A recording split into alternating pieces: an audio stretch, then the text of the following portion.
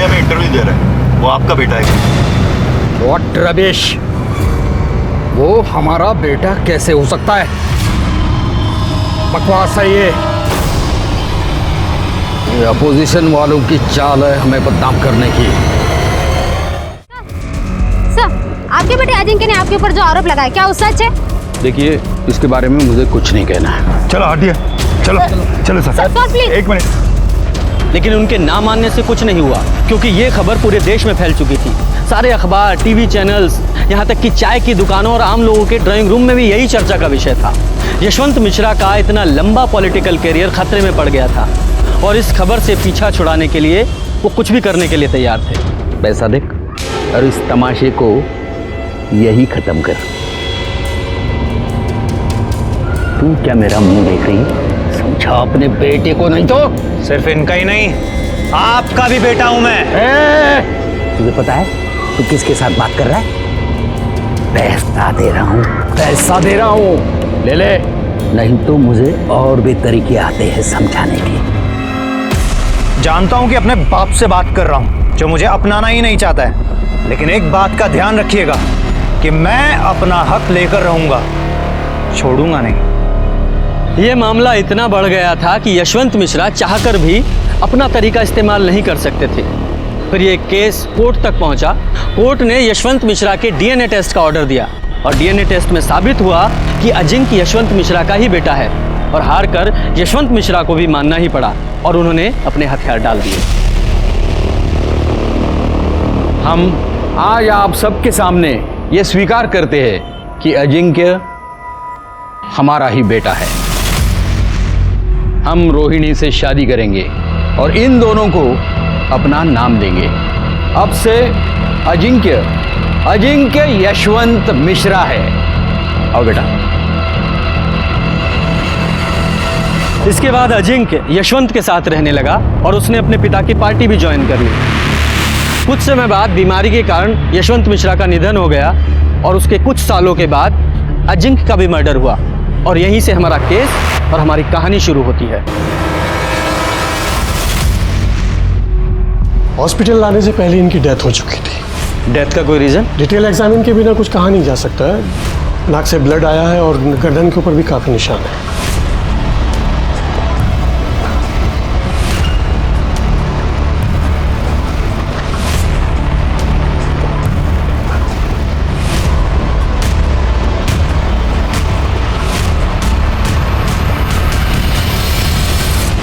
आप में से सबसे पहले बॉडी को किसने देखा? हमने देखा था साहब। आज दोपहर में 3 बजे बाबा को उठाने गए तो बाबा 3 बज गया बाबा।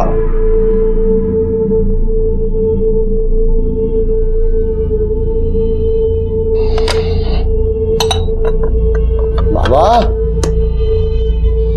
बाबा जगता बिटिया, क्या हुआ एकनाथ? बाबा उठ नहीं रहे हैं, चाय नहीं पी है, 3 बज गए। चलो आओ देखते हैं। ये देखिए अभी तक सो रहा है। अजिंक्य उठो, अजिंक्य, अजिंक्य।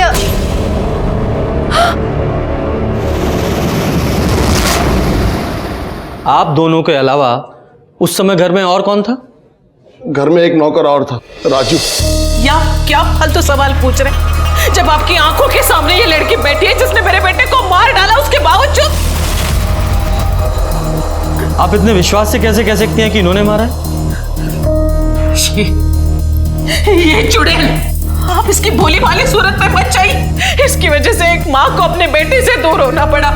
इसकी वजह से मैं बगल वाले घर में रहती हूँ। इसने माँ बेटे को दूर कर दिया, इसकी वजह से सब हो गया है। आप अपने बेटे के साथ नहीं रहती, उसके बगल वाले घर में रहती हैं। अच्छा, आपने आखिरी बार अपने बेटे को कब देखा था?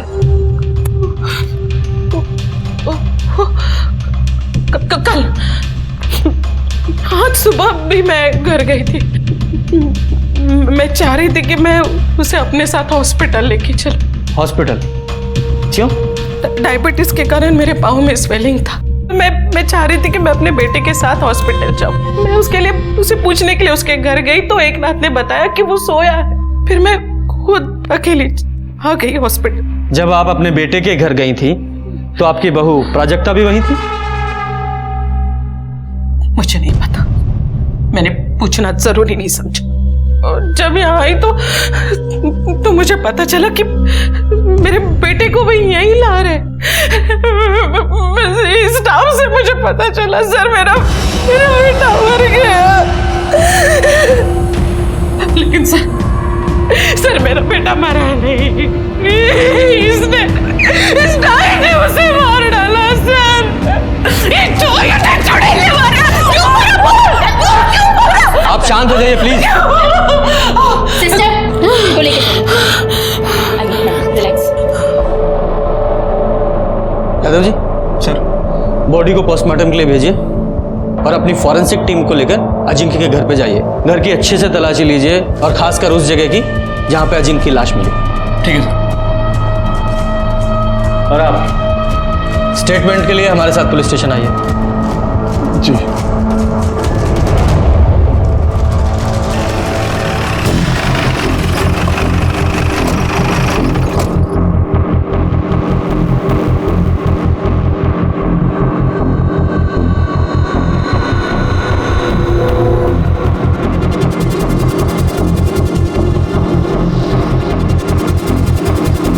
ये ब्लड सैंपल कलेक्ट कर लो और ये चादर को भी फॉरेंसिक के लिए भेज दो।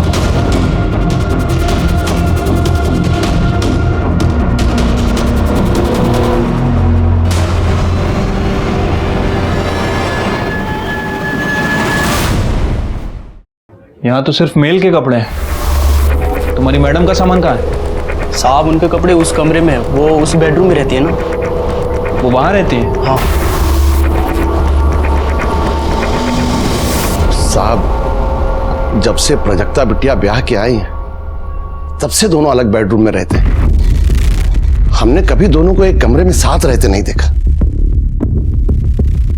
दोनों हस्बैंड वाइफ एक ही घर में रहते हुए अलग अलग बेडरूम में सोते थे, ऐसा क्या? कहा जाने साहब, हमने तो बस इतना देखा कि प्राजक्ता बिटिया अलग कमरे का खूब फायदा ले रही। फायदा उठा रही थी मतलब ये कि हम एक दिन किसी काम से राजू को ढूंढ रहे थे तो हमने देखा कि राजू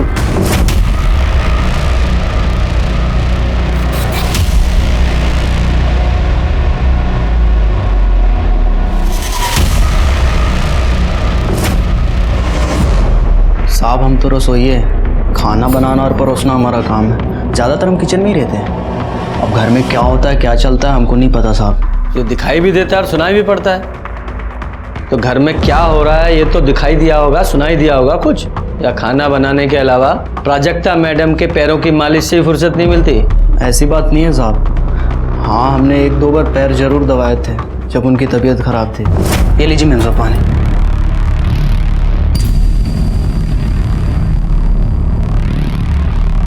मेरे पैर बहुत दुख रहे हैं राजू। मैं दबा दूँ?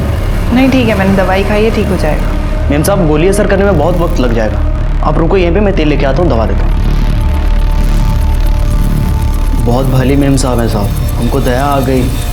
ऐसी कोई बात नहीं है जैसा आप सोच रहे हैं। अजिंक्य के बाबा पे हमको बहुत दुख हुआ।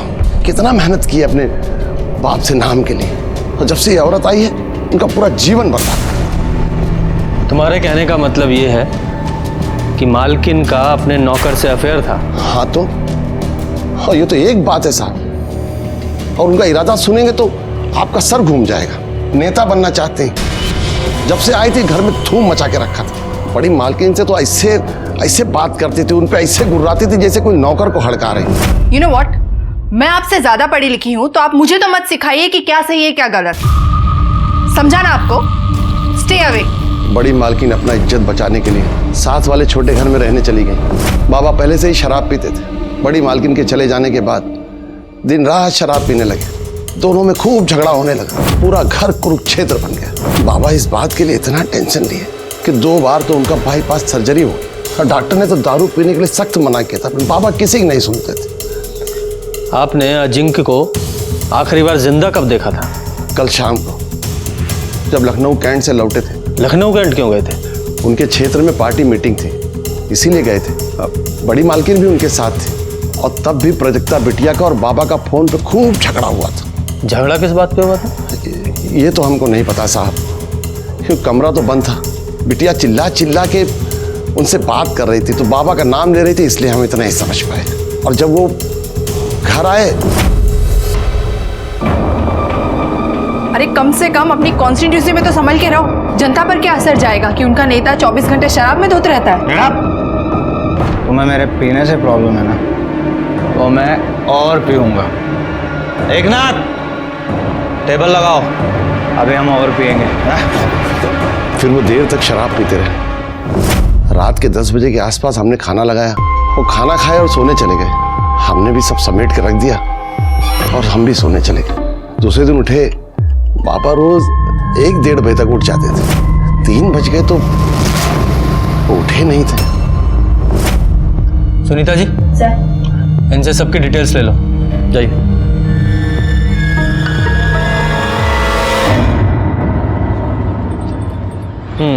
Thank you.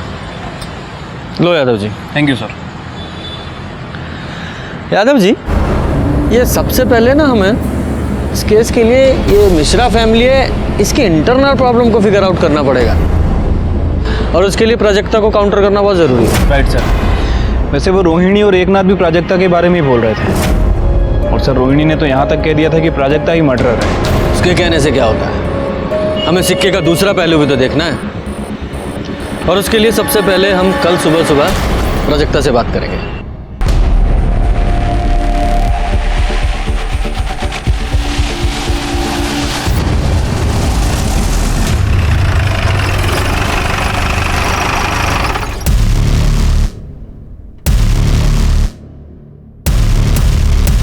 वैसे तो आपकी और अजिंक की पूरी शादी मीडिया ने कवर की थी, पर हमें उससे पहले से जानना है कि आप अजिंक से कब और कैसे मिले।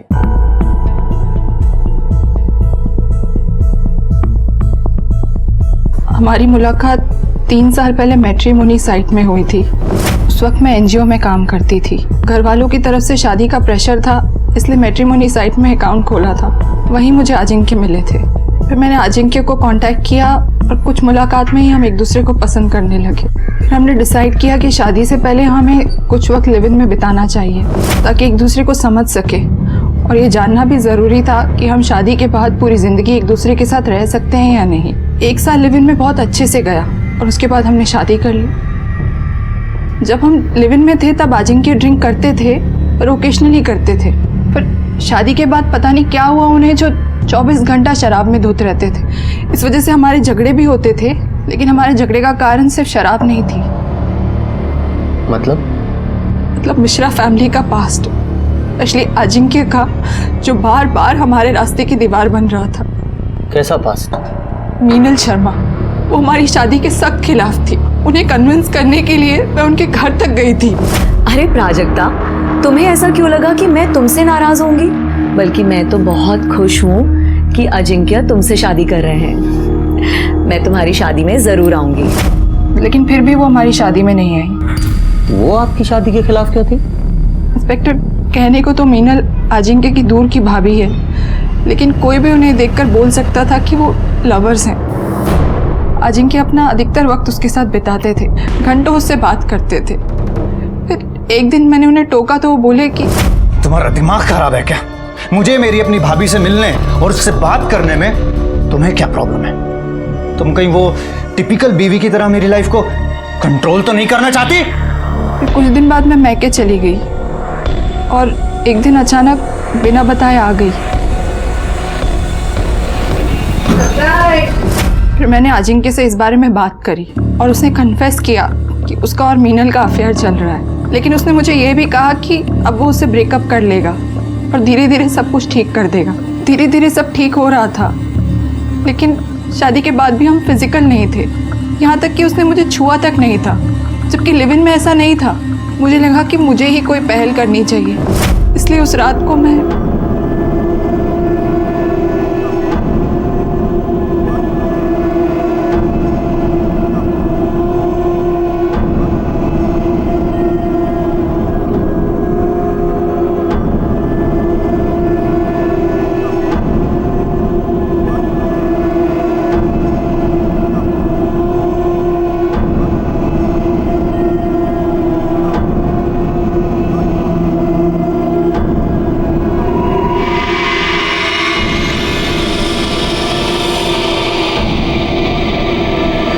अजिंक्य ने कभी मेरे पास आने का इनिशिएटिव नहीं लिया। यहाँ तक कि हमारे बीच में ऐसा कुछ नहीं था जो एक पति पत्नी के बीच में होना चाहिए। अच्छा, क्या आपके और अजिंक्य के बेडरूम मीनल की वजह से अलग अलग थे? नहीं, जब हम लिव इन में थे तब भी अलग अलग कमरों में रहते थे, इसलिए हमने डिसाइड कर रखा था कि शादी के बाद भी हम एक दूसरे को प्राइवेसी देंगे और अलग अलग कमरों में ही रहेंगे। आपसे बात होने के बाद अजिंक्य ने मीनल से ब्रेकअप कर लिया था? नहीं, झूठ बोल रहे थे वो मुझसे, हमेशा मुझे बेवकूफ बनाते रहे। ये तो मुझे कल पता चला जब वो लखनऊ कैंट से वापस आ रहे थे, क्योंकि मैंने उन्हें वीडियो कॉल किया था ये पूछने के लिए कि डिनर में क्या खाएंगे। तुम जो खिलाओगी वो खा लेंगे। क्या बात है, आज तो तुम्हारा मूड बहुत अच्छा लग रहा है। क्यों, होना नहीं चाहिए क्या? होना चाहिए। अरे आराम से चलाओ ना। ओह, तो अब समझ में आया कि तुम्हारे अच्छे मूड का रीजन क्या था। तुम्हारी पूजनीय भाभी जी जो तुम्हारे साथ है। हाँ तो तुम्हें शर्म नहीं आती मुझे इस तरह से जवाब देते हुए? मुझे तुमसे कैसे बात करनी है ये बात मुझे मत सिखाओ, समझी तुम? फोन पर मीनल की वजह से हमारा बहुत झगड़ा हुआ। मैंने तो ये भी सुना था कि मीनल का जो 6 साल का बच्चा है नीलेश, वो भी अजिंक्य की औलाद है। मीनल के पति सुबोध को शायद इस बात से कोई प्रॉब्लम नहीं थी, लेकिन मुझे थी। इसलिए उस रात जब अजिंक्य शराब के नशे में धुत आए और शराब पीने बैठे, तब मैंने उनसे इस बारे में बात करी। तुमने जिस चीज के लिए अपने पिताजी से लड़ाई करी, आज खुद भी वही कर रहे हो। क्या सीखा उनसे कि शादी के अलावा नाजायज बच्चे कैसे पैदा करते हैं? क्या बकवास कर रही है? तुझे मेरी नहीं दूसरों की बात पर भरोसा है? मतलब नीलेश तुम्हारा बेटा नहीं है? हाँ, वो मेरी औलाद है, और वो शादी के बाद नहीं, शादी से पहले की है। तुझे सच सुनने का बहुत शौक है ना, तो और सुन। मैं शादी के बाद एक नहीं, हजारों औरतों के साथ सोया और आगे भी सोऊंगा, समझी? मतलब जब आपको ये पता चला कि अजिंक्य अभी तक आपको धोखा दे रहा है, तो आपने गुस्से में आकर उसका मर्डर कर दिया? क्या सर, आप ऐसा सोच भी कैसे सकते हैं? मैं अपने पति का मर्डर करूंगी? इनफैक्ट उस रात को झगड़े के बाद मैं इतनी अपसेट थी कि मैं डायरेक्ट रूम में सोने चली गई, और फिर सुबह ही मैं बाहर निकली हूँ। पूरी रात मुझे नींद नहीं आई। सोने के लिए मैंने अपना मेडिटेशन म्यूजिक तक ऑन किया था। पूरी रात सोचती रही कि अजिंक्य ने मेरी जिंदगी बर्बाद कर दी। ना उन्होंने मुझे एक्सेप्ट किया था, ना उनकी फैमिली ने, सिर्फ बड़े भाई साहब को छोड़कर। ये बड़े भाई साहब कौन है? आदित्य मिश्रा, मेरे फादर इन लॉ की पहली वाइफ के बेटे। यादव जी, ये आदित्य मिश्रा की डिटेल्स ले लो। अच्छा, जिस रात अजिंक्य साहब की मौत हुई, उस रात तुमने उन्हें देखा था? नहीं साहब, उनका खाना हम नहीं, हमेशा एकनाथ जी परोसते हैं। एकनाथ जी ने बोला कि वो देख लेंगे, हम जा सकते हैं, इसलिए किचन समेट के हम सर्वेंट क्वार्टर की तरफ सोने के लिए जा रहे थे। तभी गांव से जोरू का फ़ोन आया और कमरे में सिग्नल नहीं आता सर, तो इसलिए बंगले के बाहर बात करने के लिए चले गए। तो वहीं आदित्य साहब को आते हुए मैंने देखा था।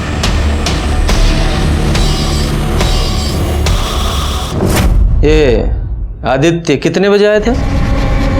11 बजे के आसपास आया हूँ मैं सर। और वापस कितने बजे गए?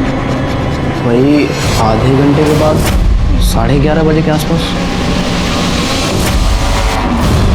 यकीन से कह सकते हो कि वो हड़बड़ी में निकले थे, मतलब जल्दबाजी में थे? हाँ साहब, वो एकदम हड़बड़ी में थे और तेजी से निकल गए। अच्छा, उस रात वो अजिंक्य से मिले थे? कुछ झगड़ा वगैरह हुआ था आपस में दोनों का? साहब, हम बाहर हेडफोन लगा के अपनी जोरू से बात कर रहे थे, इसलिए अंदर का कुछ सुना नहीं। और अजिंक्य बाबा से तो हम कोसों दूर रहते थे साहब। वो बहुत बकलोल आदमी थे। उनकी माताजी भी उनके पीने और बुरी आदतों से परेशान रहती थी। हम एक दिन अपने कानों से सुने थे, वो बोल रही थी कि उसको भगवान उठा ले तो सुकून मिले। यादव जी सर, इसकी डिटेल्स ले लो, और ये आदित्य को पुलिस स्टेशन बुलाओ पूछताछ के लिए। ठीक है सर। पोस्टमार्टम रिपोर्ट का क्या हुआ? कल तक आ जाएगी sir.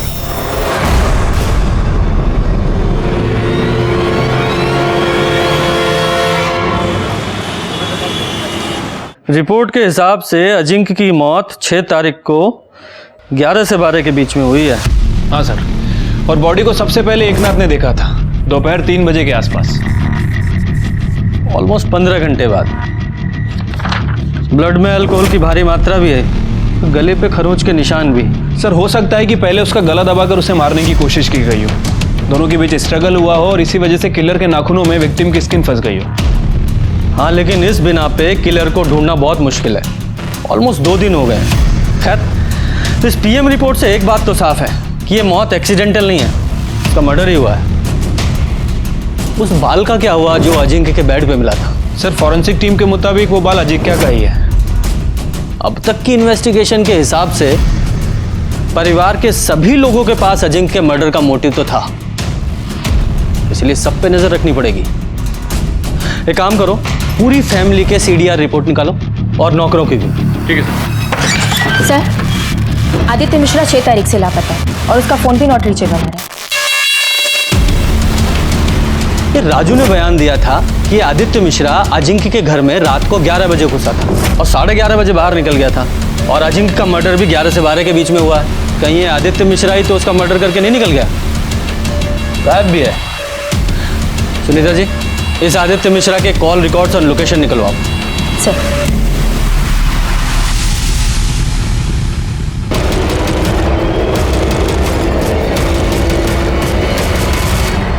Ajinkya Mishra murder case में पुलिस के हाथों अब तक कोई सबूत नहीं लगा।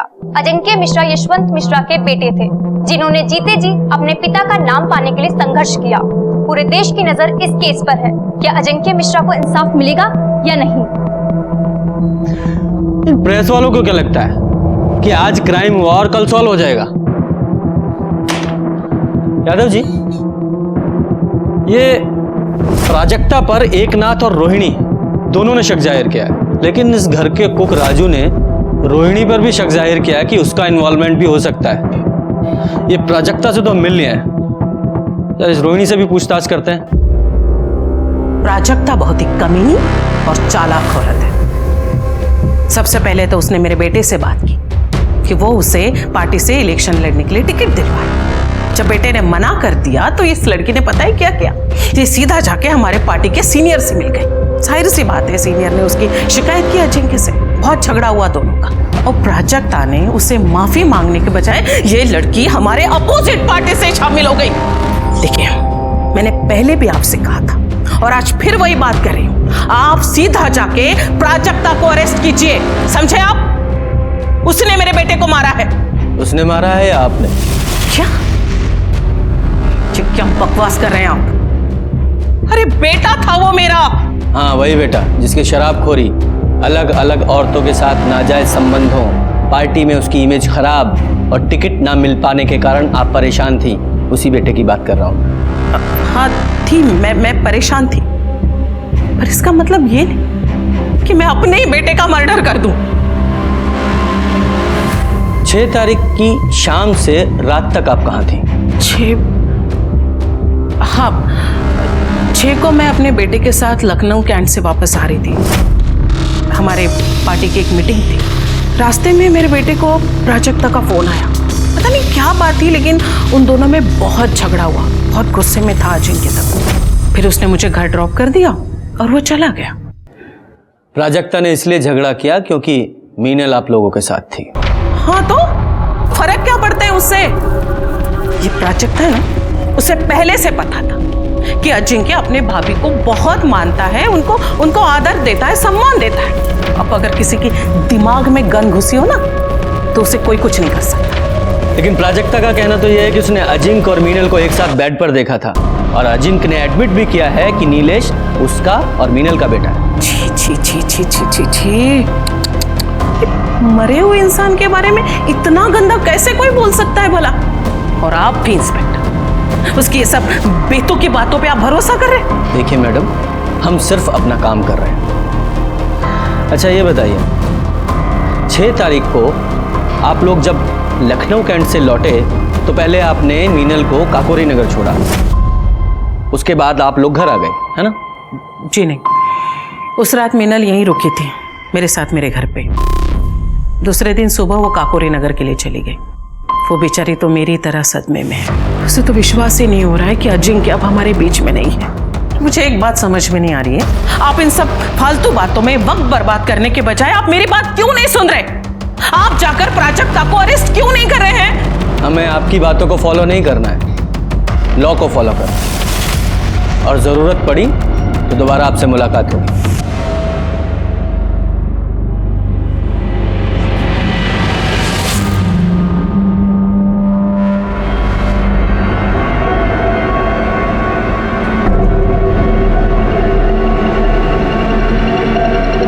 सुनो, अभी पुलिस आई थी पूछताछ करने, तुमसे भी पूछताछ करेंगे। संभाल के रहना, संभाल के जवाब देना।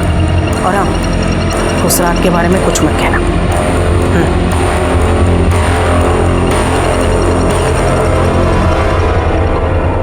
यादव जी सर, ये रोहिणी बार बार प्राजक्ता को ब्लेम कर रही है, इसका कोई तो रीजन होगा। कुछ तो है जो इस फैमिली में चल रहा है। इस रोहिणी की स्टोरी को भी क्रॉस चेक करना पड़ेगा। और ये अजिंक्य की भाभी मीनल, इससे भी मिलते हैं, पता तो चले कि ये प्राजक्ता झूठ बोल रही है सच।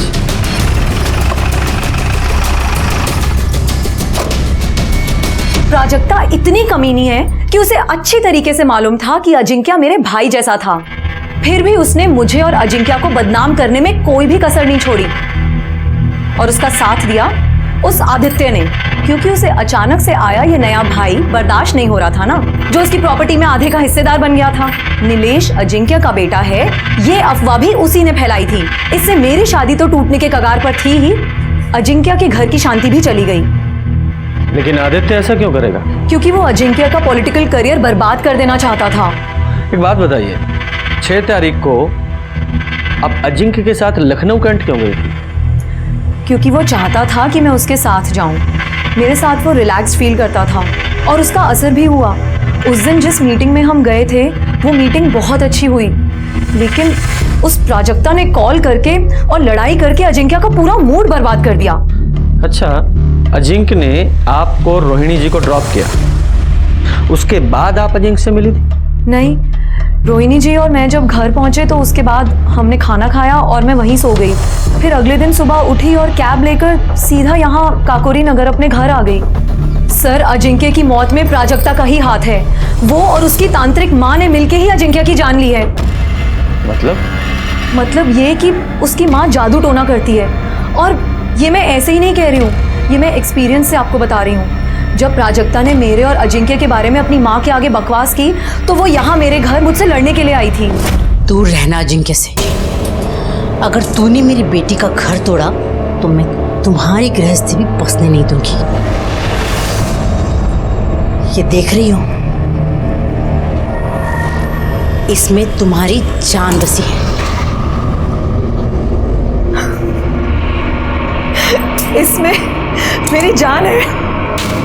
आज मुझे समझ में आया कि तुम्हारी बेटी का जो पागलपन है ना, वो कहाँ से आया है। अपने ये पत्थर लो और निकलो यहाँ से, वरना धक्के मार के बाहर निकाल दूंगी, समझी?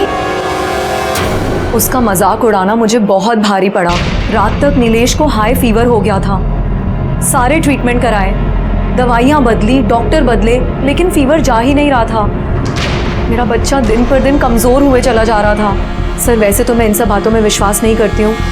फिर एक दिन मुझे याद आया कि तेजस्विनी ने मुझसे कहा था कि मेरी जान उसके हाथों में है, और मेरी जान तो मेरे बेटे नीलेश में बसती है। लेकिन सवाल मेरे बेटे का था, इसलिए मैंने फौरन एक तांत्रिक को बुलाया।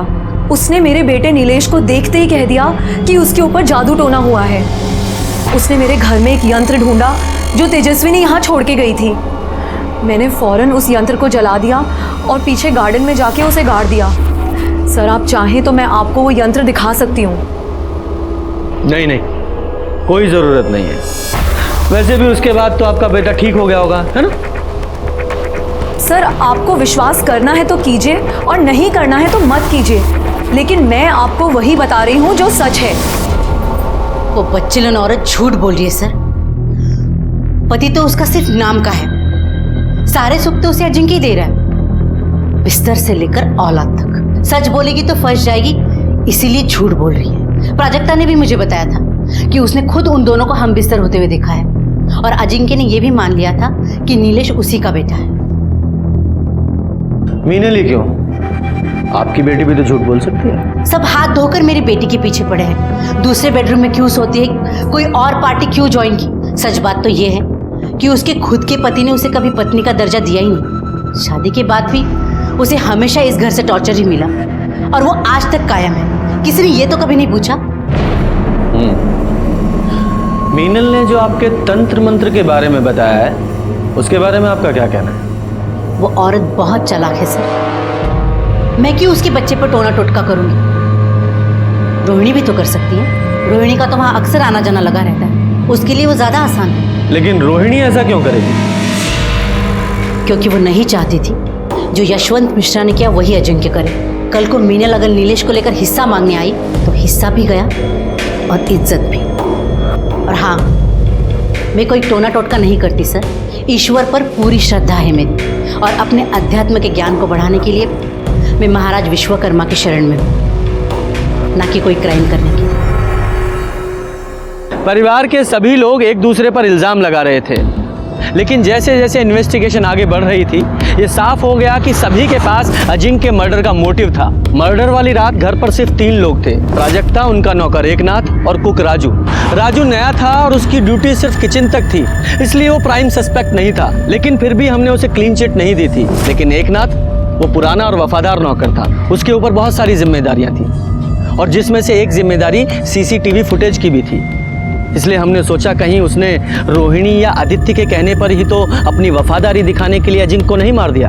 और तभी हमें अजिंक्य के मेन गेट की सीसीटीवी फुटेज में कुछ पॉसिबिलिटी नजर आई। ये देखिए सर, ये रात 10:30 बजे का फुटेज है। 10:30 बजे कैमरा बंद होता है और 10:32 पे दोबारा स्टार्ट होता है। मतलब 2 मिनट के लिए कैमरा बंद था। अरे देखो, राजू फोन पे घर से बाहर निकल रहा है बात करते हुए, और ये आदित्य ये अंदर जा रहा है। क्या टाइम है? 11 बजे। आगे करो। 11:28 पे ये बाहर निकल रहा है। एक और बात सर, ये देखिए, ये रात 12:30 बजे का फुटेज है। 12:30 बजे कैमरा ऑफ होता है और 12:45 पे दोबारा ऑन होता है। दोबारा ऑफ किया गया 15 मिनट के लिए और पहली बार 2 मिनट के लिए। ये दोनों बार सीसीटीवी किसने ऑफ किया होगा? घर में तो 3 ही लोग थे, प्राजक्ता, एकनाथ और राजू। यादव जी, हो सकता है इन्हीं कुछ मिनटों में इस केस का सॉल्यूशन छुपा हो। अब मानते हैं कि सीसीटीवी की जिम्मेदारी हमारे ऊपर थी साहब, लेकिन हमको नहीं पता कि कैमरा ऑन ऑफ कब हुआ सर। हमने देखा नहीं क्योंकि ऐसा पहले कभी हुआ नहीं सर। ठीक है, तुम्हारी बात मान लेते हैं कि तुम्हें नहीं पता चला कि सीसीटीवी कैमरा कब ऑन ऑफ हुआ, लेकिन तुम्हें यह तो अच्छी तरह पता था कि उस रात आदित्य घर आया था और आधे घंटे रुका था। ये बात पुलिस से क्यों छुपाई? और तूने अजिंक्य को अकेले मारा या आदित्य के साथ मिलकर मारा? और ये आदित्य कहाँ है? नहीं साहब, हमने किसी का मर्डर नहीं किया साहब। हम सच कह रहे हैं, हमने किसी का मर्डर नहीं किया। देख, सच सच बता दे, आदित्य वाली बात क्यों छुपाई? वरना ईमानदारी दिखाने लायक तू नहीं रहेगा। बोल।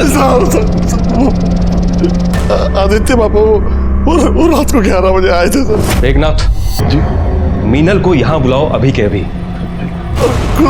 अजिंक्य बाबा को बुलाने चले गए। हम जब मीनल को बुला के आए तो आदित्य बाबा बाहर आए और बोले कि अजिंक्य बाबा नशे में दूध थे, उठ नहीं रहे।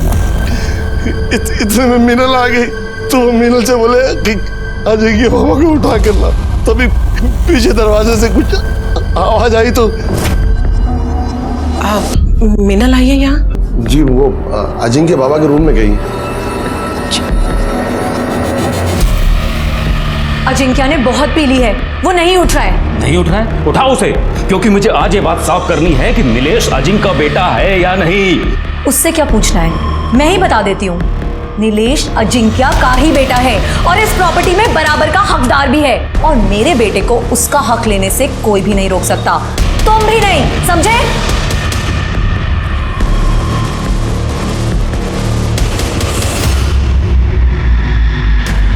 देखा आपने क्या कह रही थी वो? हाँ, जो कुछ भी आपने मेरे साथ किया है वो सब कुछ आपके साथ हो रहा है। तुम और तुम्हारा बेटा, तुम दोनों मिलके मुझे सड़क पे लाए थे ना। अब तुम्हारा नंबर है, क्योंकि ये तो दारू पीना छोड़ने वाला नहीं है और ये एक ढेला भी छोड़ने वाली नहीं है। यही है कर्मा, अब भुगतो। अरे आदित्य के जाने के बाद रोहिणी जी ने क्या किया? कुछ नहीं सर, वो भी वापस लौट गई थी सर। साहब हमने कुछ नहीं किया सर। गुप्ता जी, सर इसे लेके जाओ और इसकी खातिरदारी कर लो। हमने कुछ नहीं किया साहब। हमारी यादव जी, रोहिणी और मीनल दोनों को पुलिस स्टेशन बुलाओ, और इस केस की जड़ तक पहुंचने के लिए इस आदित्य का मिलना बहुत जरूरी है।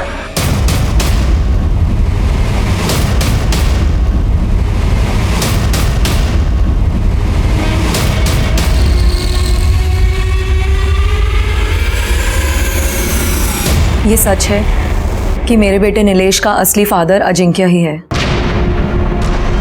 शादीशुदा होने के बावजूद मेरा अजिंक्य के साथ अफेयर था।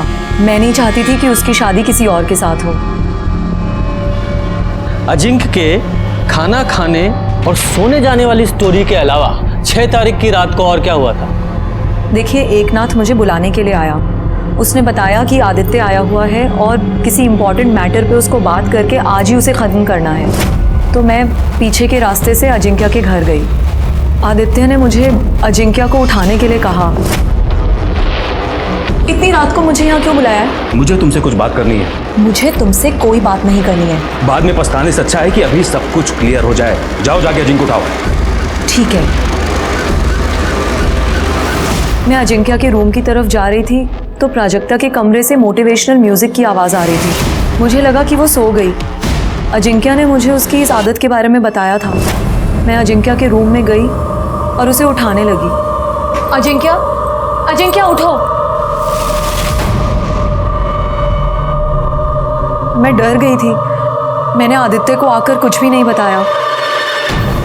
अजिंक्य ने बहुत पी ली है, वो नहीं उठ रहा है। क्योंकि वो इसका इल्जाम मेरे ऊपर ही लगा देता और मुझे ही फंसा देता। आप अजिंक्य के रूम में एग्जैक्ट कितने बजे गई? 11:15 बजा होगा शायद। 11:15। फिर? मैंने आदित्य और मिनल की सारी बातें सुनी। मिनल अचानक गुस्सा होकर वहां से चली गई। तभी आदित्य की नजर मुझ पे पड़ी। उसने आकर मुझे चेतावनी दी कि कैसे प्राजक्ता और मिनल दोनों मेरी जायदाद हड़पना चाहती है। फिर आपने क्या किया? कुछ नहीं। फिर मैंने रोहिणी जी को वहां आते देखा, लेकिन अनदेखा कर दिया और वहां से जाने का नाटक किया। आदित्य ने रोहिणी जी से क्या कहा मैंने ये भी सुना। आदित्य उसके बाद वहां से चला गया। रोहिणी जी एकनाथ के पास गई और बोली, एकनाथ, देखो तुम हमारे सबसे पुराने, सबसे वफादार, इसलिए मैं अपने दिल की बात सिर्फ तुम्हें बता सकती हूँ। देखो, हम ना पहले ही अजिंक्य की वजह से हमारे परिवार पे बहुत सारी मुसीबतें आई हैं। मेरे घर को बर्बाद होने से बचा लो। तुम अजिंक्य को मार डालो, खत्म कर दो उसे।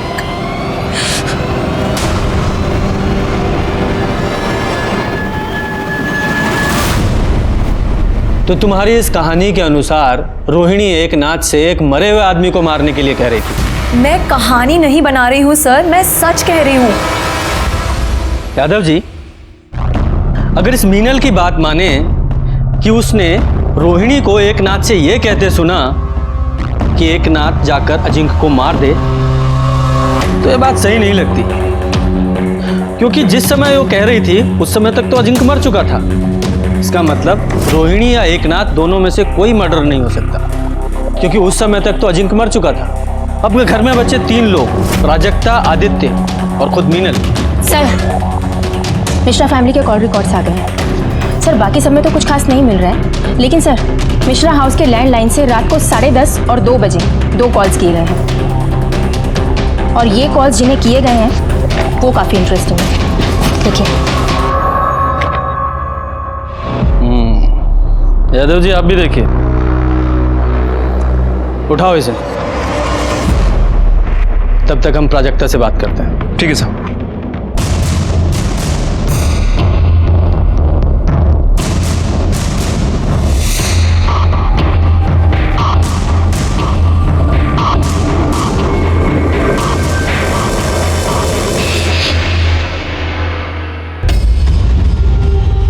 खाना लाए हैं।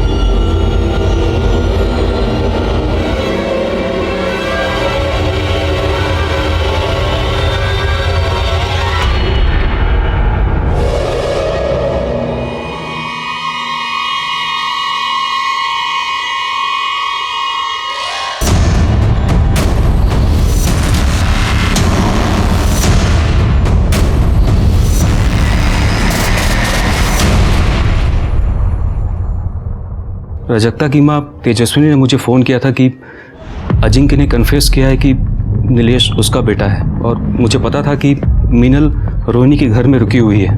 मैं मीनल और अजिंक्य से सिर्फ ये कंफर्म करना चाहता था कि नीलेश अजिंक्य का बेटा है या नहीं। और इस सिलसिले में मीनल और रोनी ने आपको जो कुछ बताया है वो सच है, लेकिन ये सच नहीं है कि मैंने अजिंक्य को मारा है।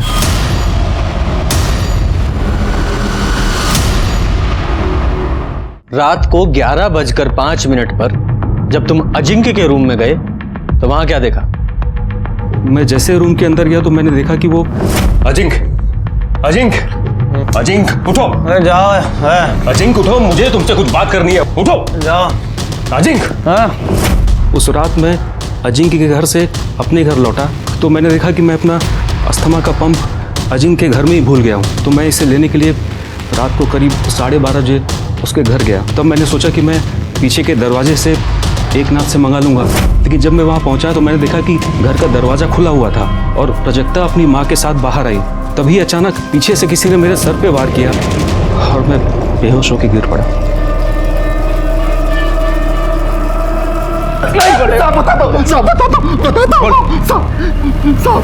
हम नीचे थे, जैसे मैडम का गाड़ी में इंतजार कर रहे थे तभी आदित्य उन पर किसी बात को लेकर चिल्ला रहा था। हमें लगा साहब कि वो उनको नुकसान न पहुंचा दे, इसलिए हम पीछे से गए और उन पर हमला कर दिया साहब। उनको वहीं बंधक बना के रखा साहब। हमने ये अपनी मर्जी से नहीं किया साहब। किसकी मर्जी से किया?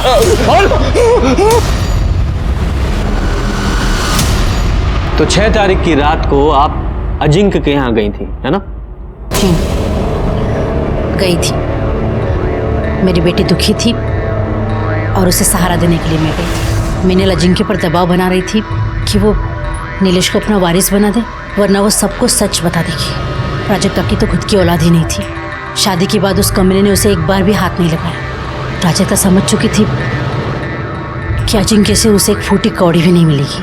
आप वहाँ कितने बजे पहुँचे? करीब 10:30 बजे। और वापस कितने बजे लौटे? 12:30 बजे। हाँ, इसका मतलब प्राजक्ता ने 10:30 बजे और 12:30 बजे सीसीटीवी कैमरा ऑफ कर दिया ताकि बाद में किसी को भी पता ना चले कि आप वहाँ गई थी। 12:30 बजे जब मैं वहाँ से निकली, घबरा मत, किसी को कुछ नहीं पता चलेगा कि ये सब हमने किया है। और वैसे भी इस सारी प्रॉपर्टी पर तुम्हारा ही हक है। उस अजिंक्य को तो मरना ही था, नहीं तो वो मीनल और उसका पिल्ला सब कुछ हत्या लेते। अच्छा, तुम लोगों ने अजिंक्य को मार दिया, वो भी जायदाद के लिए? लेकिन ये जायदाद तुम लोगों को मिलेगी नहीं। मैं पुलिस को सब कुछ बताऊंगा। मैंने संतोष को कहा था कि उसे कुछ दिन के लिए बंधक बना के रखे। उसके बाद मैं उस पर मंत्र फूंकने वाली थी, उससे उसकी याददाश्त चली जाती और वो सब कुछ भूल जाता।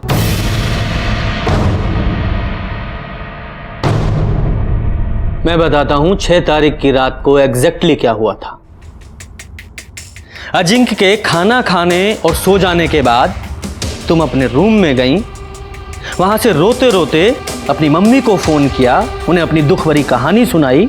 उन्होंने आपको सलाह दी अजिंक्य को मार दो और उसमें वो तुम्हारी हेल्प करेगी। फिर अपने प्लान के मुताबिक तुम्हारी मम्मी ने आदित्य को फोन किया, उसे भड़काया और उसे अजिंक्य के घर आने को कहा। और उसमें अपना फोन वो अपने घर पे ही छोड़ दिया ताकि हम लोकेशन ट्रेस ही ना कर पाए। आपकी लैंडलाइन के कॉल रिकॉर्ड्स के मुताबिक रात को आपकी मदर के ड्राइवर संतोष को कॉल किया गया था। 10:30 बजे जब वो तुम्हारे घर पहुंची तो तुमने वहां सीसीटीवी ऑफ कर दिया ताकि बाद में भी किसी को पता ना चले। उसके बाद तुम माँ बेटी तुम्हारे रूम में चले गए। उसके बाद आदित्य वहां पहुंचा, तुमने देखा उसने वहां झगड़ा किया। तुम लोगों ने सोचा कि इस झगड़े का फायदा उठाया जाए और जब आदित्य अजिंक्य के कमरे से बाहर निकल रहा था उसके बाद तुम दोनों माँ बेटी उसके रूम में गए और तुमने अजिंक्य को गला दबाकर मारने की कोशिश की, जिस कोशिश में उसकी गर्दन की स्किन तुम्हारी नाखूनों में आ गई। तो फिर भी नहीं मरा तो तुमने तकिए से उसका दम घोट दिया। वो बेचारा विरोध भी नहीं कर पाया क्योंकि वो शराब के नशे में धुत था। उसके बाद तुम अपनी माँ को लेकर फिर अपने रूम में आ गई, आराम से लाइट्स ऑफ की, म्यूजिक चला दिया ताकि यही लगे कि तुम आराम से सो रही हो। उसके बाद तुम लोगों ने सबके जाने का वेट किया और 12:30 बजे तुमने वापस सीसीटीवी ऑफ किया और अपनी माँ को बाहर छोड़ने आई। तभी आदित्य वहां पहुंच गया और तुम यहां। यही सच है ना? लालच और नफरत अगर आसपास हैं मतलब ये जुर्म की दस्तक है। इसी के साथ मैं सीनियर इंस्पेक्टर रंजीत ठाकुर आपसे विदा लेता हूं। फिर मिलेंगे किसी नए केस के साथ। तब तक देखते रहिए क्राइम पेट्रोल दस्तक, क्योंकि मकसद बताना नहीं, बचाना है। जय हिंद।